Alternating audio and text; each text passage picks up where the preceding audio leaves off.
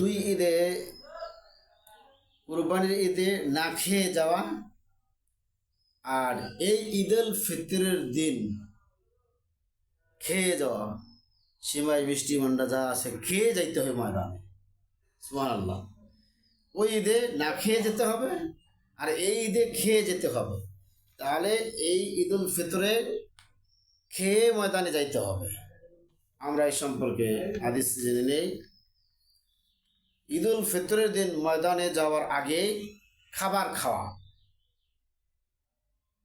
কুরবানির ঈদে খাবার না খাওয়া।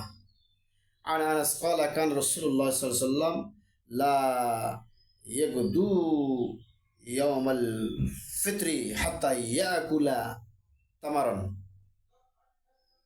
আনাস রাদিয়াল্লাহু তাআলা তে বর্ণিত, তিনি বলেন যে রাসূল সাল্লাল্লাহু আলাইহি ওয়াসাল্লাম ঈদুল ফিতরের দিন তিনি সর্বপ্রথম যতক্ষণ না তিনি একটা খেজুর খাইতেন ততক্ষণ না ময়দান বের হইতেন না। তাতে প্রমাণ হচ্ছে যে খেয়ে বের হতেন।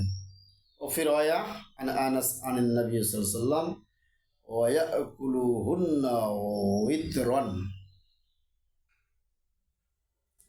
আর সেই খেজুরটা কয়টা? আনাস রাদিয়াল্লাহু বলেন রাসূল সাল্লাল্লাহু আলাইহি ওয়াসাল্লাম থেকে তিনি বর্ণনা করেছেন যে কমপক্ষে 3টা খেজুর খাইতেন, মানে বেজোর সংখ্যার খেজুর খাইতেন। কথায় বেজোর সংখ্যার খেজুর খাইতেন, জোড়া খাইতেন।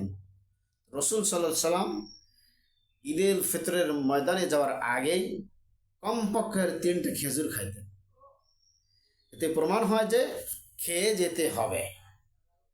বুখারী 953 নম্বর হাদিস, সহিহ বুখারী 953 নম্বর হাদিস।